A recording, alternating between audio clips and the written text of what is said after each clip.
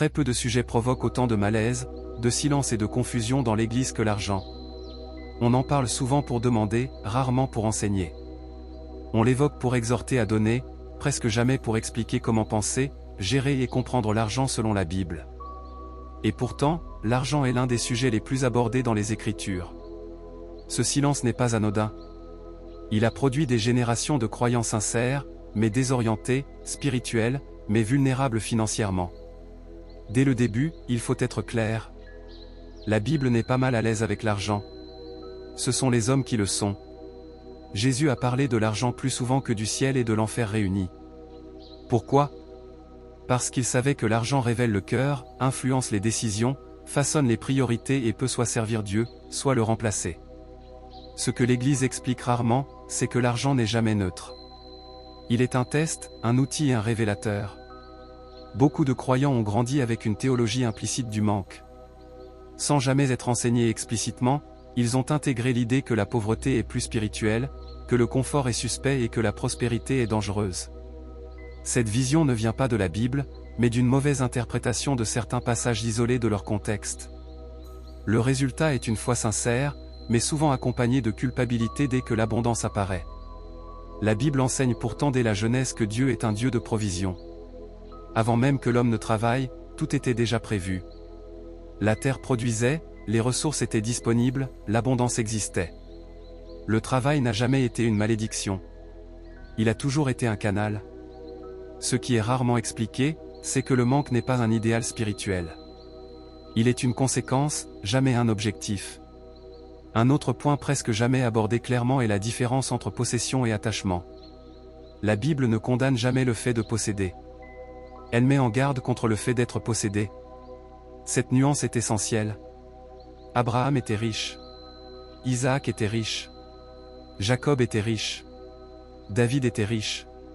Salomon était extrêmement riche. Leur richesse n'était pas le problème.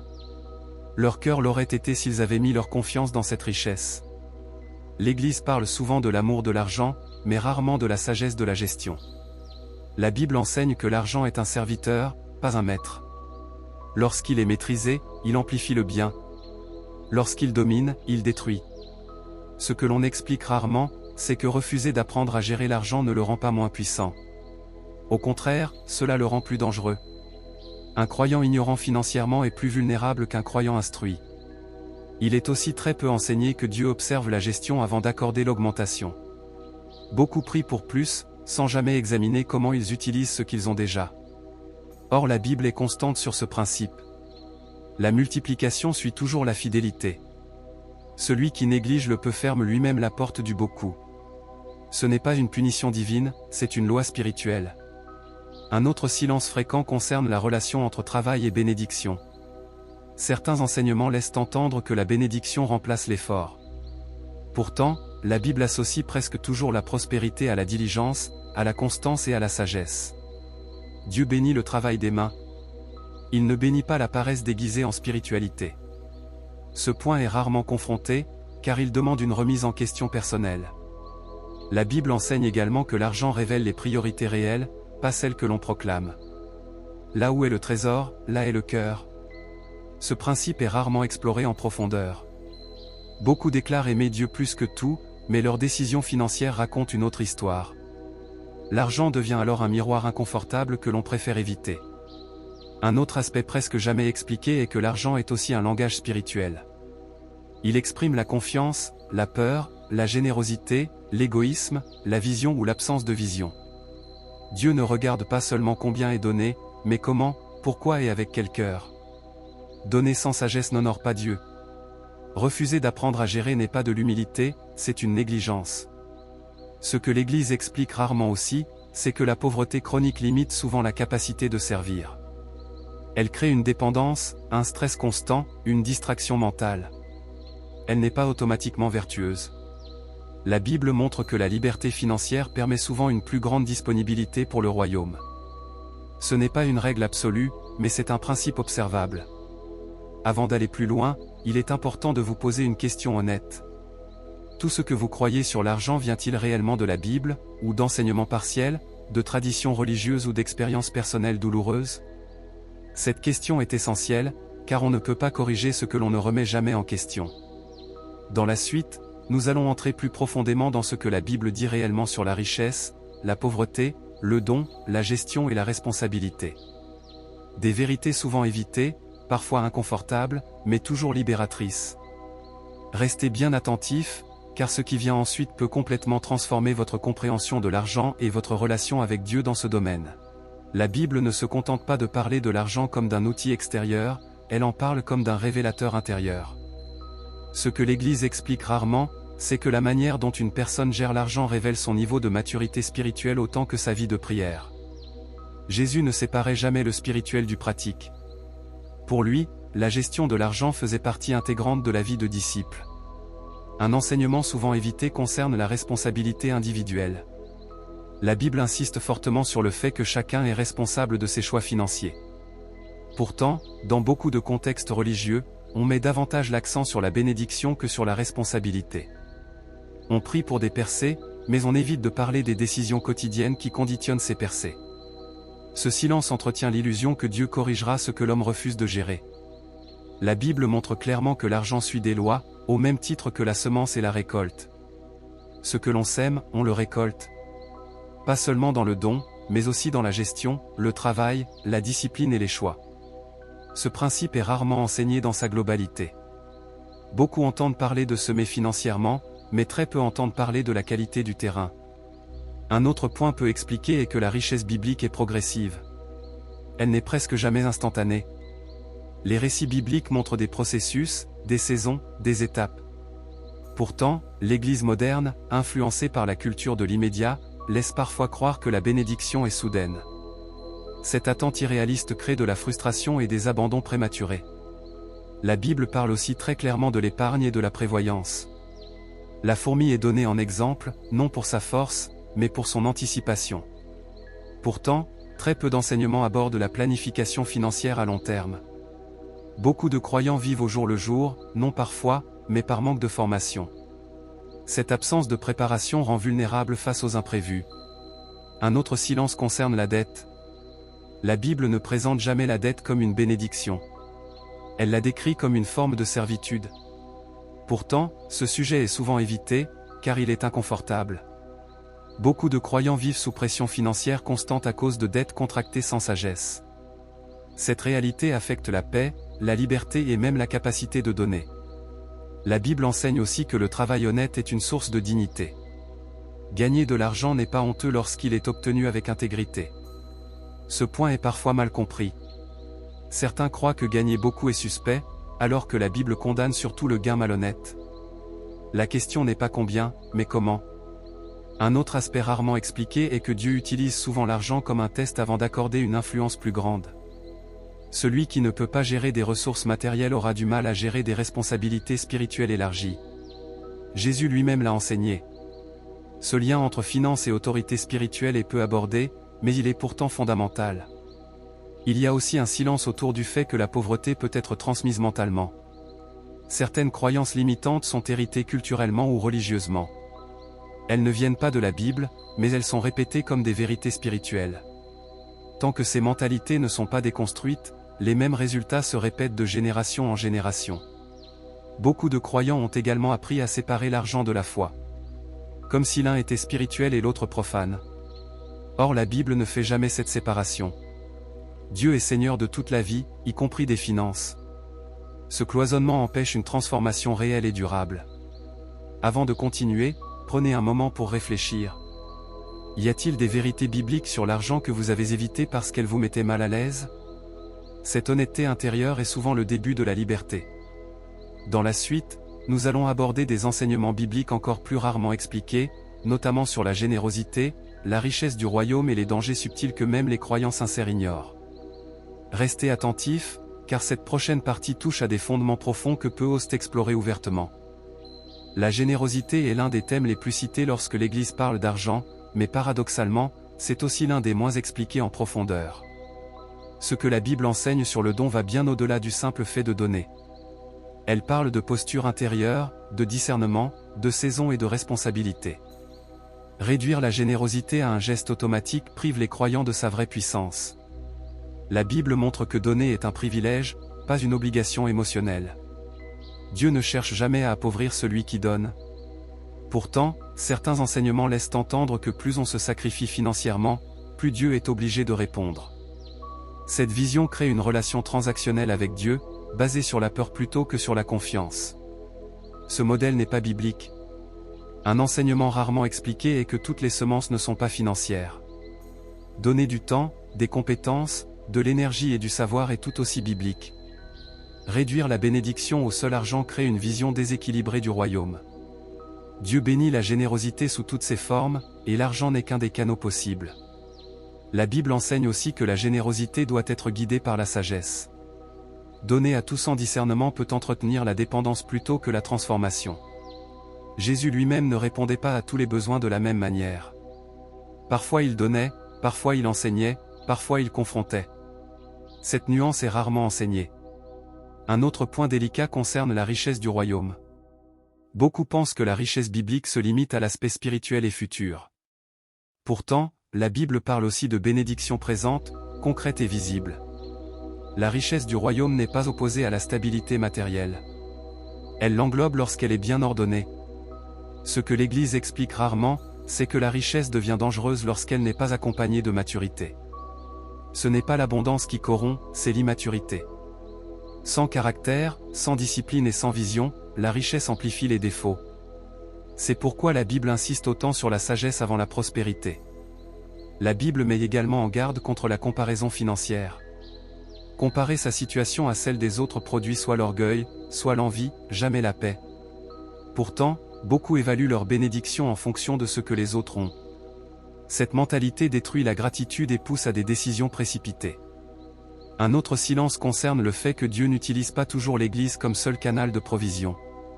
Beaucoup pensent que la bénédiction doit venir exclusivement d'un cadre religieux. Pourtant, la Bible montre Dieu bénissant par le travail, par des relations, par des compétences et par des opportunités inattendues. Limiter Dieu à un seul canal, c'est restreindre sa sagesse. Il est aussi rarement expliqué que l'argent peut devenir une idole subtile même chez les croyants engagés.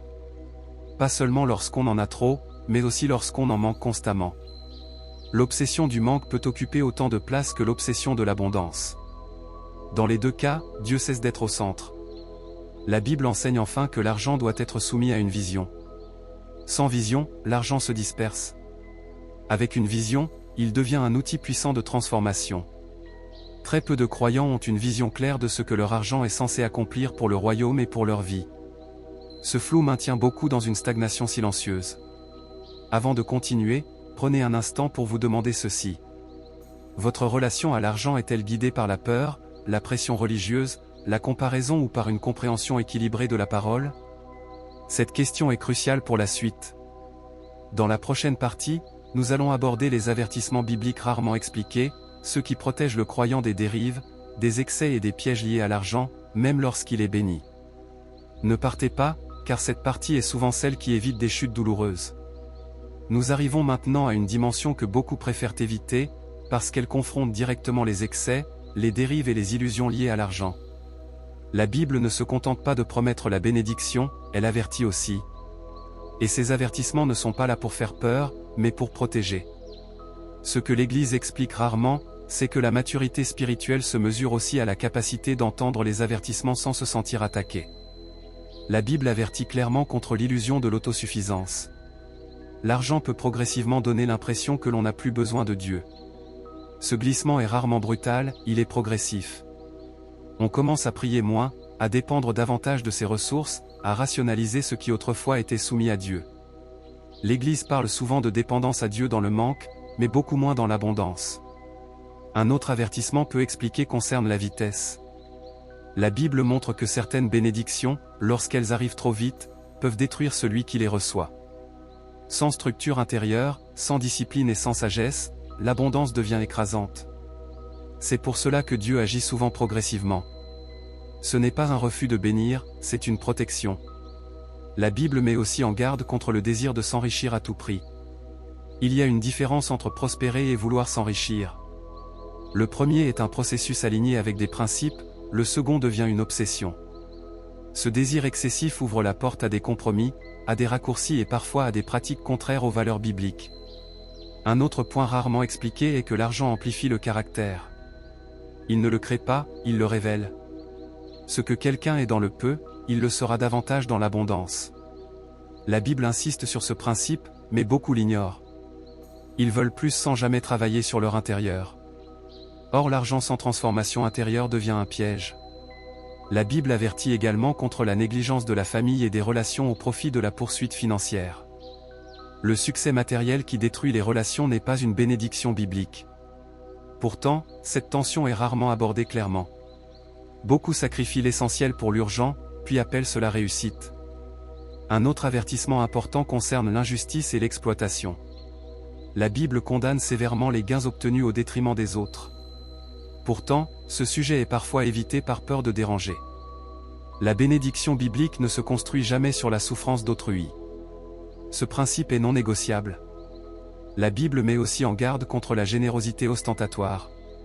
Donner pour être vu, reconnu ou admiré vide le don de sa valeur spirituelle. Pourtant, dans certains contextes, la générosité est devenue un spectacle. Ce glissement est dangereux, car il nourrit l'orgueil plutôt que l'amour. Un autre silence concerne le fait que l'argent peut créer une fausse sécurité. Lorsque tout semble stable financièrement, la vigilance spirituelle peut diminuer. La Bible appelle pourtant à rester éveillé, quelle que soit la saison. La prospérité sans vigilance conduit souvent à la complaisance. Il est aussi rarement expliqué que Dieu peut parfois permettre une perte pour corriger une trajectoire. Toute perte n'est pas une attaque. Certaines sont des leçons, des réajustements, des protections déguisées. Comprendre cela évite beaucoup d'amertume et de confusion. Enfin, la Bible rappelle que l'argent est temporaire. Il est un outil pour cette vie, pas une finalité éternelle. Lorsqu'il prend trop de place, il fait oublier l'essentiel. L'Église parle souvent du ciel, mais oublie parfois d'enseigner comment bien gérer la terre sans s'y attacher. Avant de conclure, posez-vous cette question avec honnêteté. Si Dieu augmentait significativement vos ressources aujourd'hui, votre caractère, vos relations et votre discipline seraient-ils prêts à soutenir cette bénédiction sans vous éloigner de lui? Dans la dernière partie, nous allons rassembler toutes ces vérités pour vous donner une vision équilibrée, libératrice et profondément biblique de l'argent, loin des extrêmes, loin des silences, et proche de la sagesse divine. Restez jusqu'au bout, car cette conclusion est celle qui permet de tout remettre en ordre. Lorsque l'on rassemble tout ce que la Bible enseigne réellement sur l'argent, une chose devient claire. Le problème n'a jamais été l'argent lui-même, mais le déséquilibre dans la manière de l'aborder, de l'enseigner et de le vivre. Ce que l'Église explique rarement, ce n'est pas par manque de versets, mais souvent par manque de courage pour tenir une ligne équilibrée entre excès et silence. La vision biblique de l'argent est à la fois sobre, puissante et libératrice. L'argent n'est ni un sauveur, ni un ennemi. Il est un outil confié pour un temps, avec une responsabilité claire. Lorsqu'il est mal compris, il devient une source de stress, de culpabilité ou d'orgueil. Lorsqu'il est bien compris, il devient un moyen de paix, de stabilité et de service. La Bible enseigne que Dieu n'a aucun problème à bénir matériellement, mais qu'il accorde une importance capitale à la manière dont cette bénédiction est portée. Le caractère précède toujours la capacité. La sagesse précède toujours la multiplication. Et la vision précède toujours la gestion. Sans ces fondations, l'abondance devient dangereuse. Avec elle, elle devient une force tranquille. Ce que beaucoup n'ont jamais entendu clairement, c'est que refuser de penser bibliquement l'argent ne le rend pas plus spirituel. Cela le rend simplement incontrôlé. Ignorer les principes ne les annule pas. Les lois bibliques fonctionnent, que l'on y croit ou non. Les comprendre permet de coopérer avec elles plutôt que de les subir. La Bible ne glorifie ni la pauvreté subie, ni la richesse ostentatoire. Elle valorise la fidélité, la sagesse, la diligence et la paix. Elle montre que la bénédiction véritable se reconnaît à ses fruits. Une vie équilibrée, des relations saines, une générosité joyeuse, une liberté intérieure et une capacité à faire le bien sans s'épuiser. L'un des plus grands dangers est de vivre avec une foi sincère, mais une compréhension incomplète. Beaucoup aiment Dieu profondément, mais restent prisonniers de cycles financiers répétitifs parce qu'ils n'ont jamais été enseignés correctement. Ce manque d'enseignement ne les rend pas coupables, mais il les rend vulnérables. Et la vérité biblique est donnée précisément pour libérer. Il est temps de réconcilier foi et responsabilité. De cesser d'opposer prière et planification. Spiritualité et discipline. Générosité et gestion. La Bible ne les oppose jamais. Elle les unit. Là où ces éléments marchent ensemble, la stabilité apparaît naturellement. Il est aussi essentiel de comprendre que chacun est à une étape différente. La Bible ne compare pas les parcours, elle honore la fidélité à chaque saison. Ce n'est pas la vitesse qui compte, mais la direction. Pas la taille des ressources, mais la qualité de la gestion. Pas l'apparence extérieure, mais l'alignement intérieur. Si vous deviez retenir une seule chose de tout cet enseignement, ce serait ceci. Dieu ne cherche pas des croyants pauvres ou riches. Il cherche des croyants fidèles, sages et libres intérieurement. L'argent n'est qu'un terrain sur lequel cette fidélité se manifeste. Prenez maintenant un moment pour réfléchir honnêtement. Y a-t-il une croyance que vous aviez sur l'argent et qui mérite d'être réajustée à la lumière de la parole? Un comportement à corriger? Une peur à confronter? Une discipline à mettre en place? La transformation commence toujours par une prise de conscience suivie d'une décision. Si cet enseignement vous a apporté de la clarté, abonnez-vous à Source DE Lumière. Cette chaîne existe pour lever les confusions, briser les silences et ramener la sagesse biblique dans la vie quotidienne, sans extrême et sans compromis. Partagez ce message autour de vous. Beaucoup de croyants vivent avec une foi sincère, mais sans les clés nécessaires pour marcher dans une paix financière durable. Vous pouvez être le canal qui éclaire leur chemin. La Bible n'a jamais été silencieuse sur l'argent. Elle a toujours été claire. Il est simplement temps de l'écouter pleinement et de l'appliquer avec sagesse.